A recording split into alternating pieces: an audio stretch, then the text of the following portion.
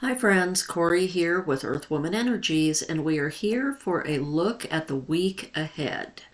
And to do that, we are using the Fairy Tarot deck, and then we are also going to get a couple more crystals, and we'll be reading about those out of Judy Hall's Crystal Bible. Very good reference work. So let's get started on our Fairy Tarot cards for the week. And of course, this deck is by Radley Valentine. So our card for tomorrow, Sunday, is the very positive King of Autumn. Okay, so this would also coordinate with the King of Earth in other decks. This is sometimes called the Midas Touch card because everything that you do and that you are putting effort into is going to be wildly successful. It's going to turn to gold.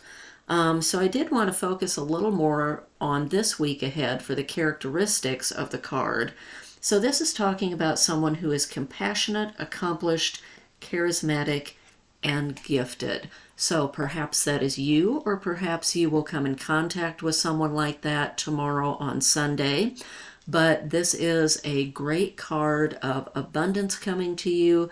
Everything that you put time and effort into is going to be successful on Sunday. So our card for Monday is another king. And now we have the King of Spring. And this would equate to the King of Fire in other decks.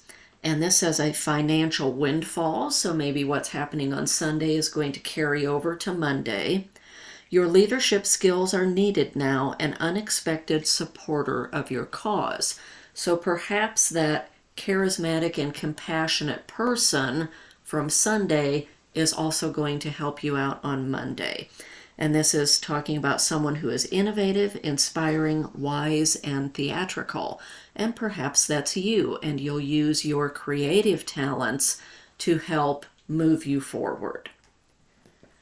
So that was Monday. Now for Tuesday, we have another spring card. This time we have the Seven of Spring. And this is usually talking about standing up for yourself or for a cause.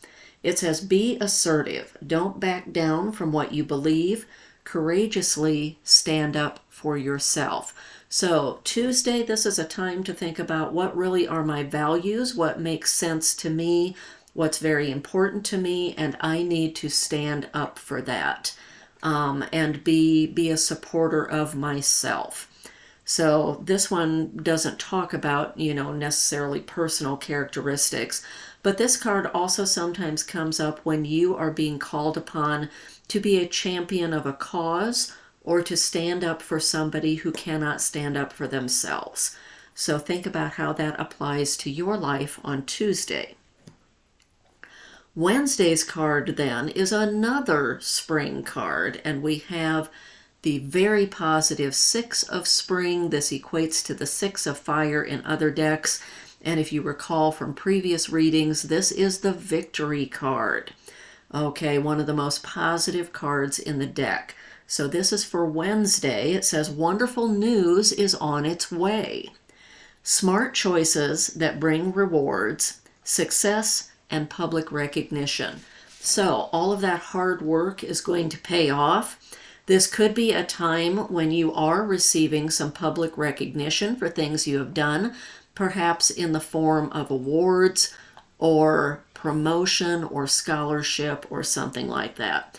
So go ahead and enjoy the accolades. You've deserved them, but then don't just sit back and rest on your laurels. You can think, okay, now what am I going to do? Now what is my next project that's moving me forward?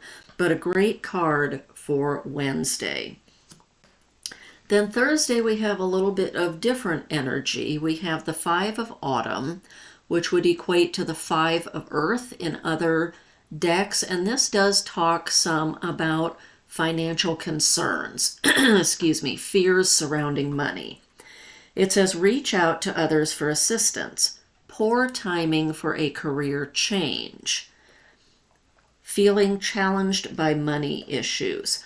So think about what it is that is frightening you or causing you concern about your money issues, and try not to let those concerns be you making a mountain out of a molehill. And think really on Thursday, how can I logically address this, and what is my objective best course of action? So that is Thursday. That is followed Friday by with the only major arcana card we have in this week's reading, number 15, Ego. And this is usually talking about that sense of entrapment. So it says the illusion of being trapped. So you feel like you're trapped in your situation. Maybe that's what Thursday's card is about. But understand that this is an illusion. It's really not based in reality.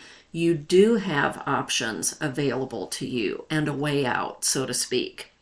So the illusion of being trapped, placing too much importance on material issues. So maybe that's, going right along with Thursday's card as well. You're too worried about your material resources. Getting caught up in fear and worry. Don't feed the monkey mind, okay? Don't be the hamster on the wheel that just, your thoughts keep spinning and spinning.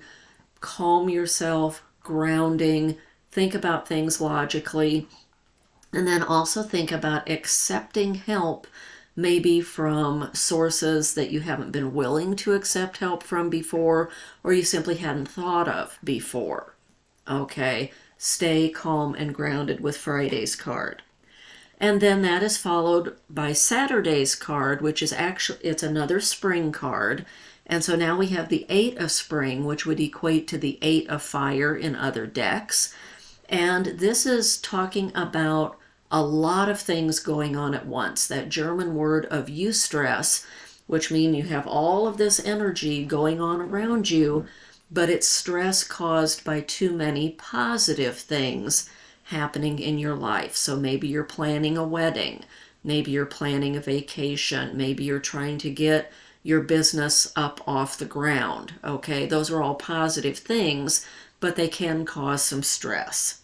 It says stress that comes from having many things happening at once, successful multitasking, and sudden events or change. So if things have been stuck, next Saturday, they are going to suddenly start moving forward for you. So with so many spring cards in this reading, I feel like a lot of this has to do with work, career, or that which you are passionate about. So on to our crystals for today. So here is an example of one that is called Sodalite.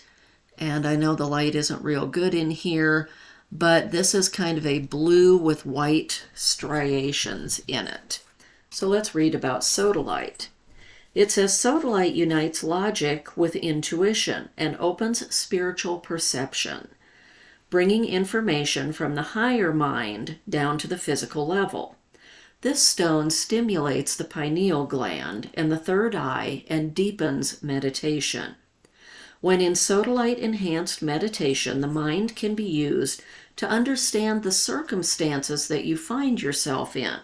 So if we go back to Thursday and Friday's card, maybe Sodalite would help you make sense of those. This stone instills a drive for truth and an urge towards idealism, making it possible to remain true to yourself and stand up for your beliefs. Wow, that goes right along with the 7 of spring we had. I didn't even plan this when I pulled these crystals out. It says it can clear electromagnetic pollution. It can be placed on computers to block their emanations. It's helpful for people who are sensitive to sick building syndrome or to electromagnetic smog. This is a particularly useful stone for group work, as it brings harmony and solidarity of purpose. It stimulates trust and companionship between members of a group, encouraging interdependence. The healing messages from this is it balances the metabolism, overcomes calcium deficiencies, and cleanses the lymphatic systems and organs, boosting the immune system. So then our second crystal, and this is our last thing for today, hang on just a second, is Desert Rose Selenite. So this is Desert Rose Selenite. And it says this helps to dissolve self-imposed programs that have been running for too long. So that monkey mind, the hamster on the wheel. Okay, it releases the program and assists in finding an appropriate replacement. It can be used to strengthen affirmations of purpose. So I hope you enjoyed our cards for the week ahead, and I hope you enjoyed those crystal insights for today. Have a wonderful rest of your Saturday, and I'll see you later. Bye-bye.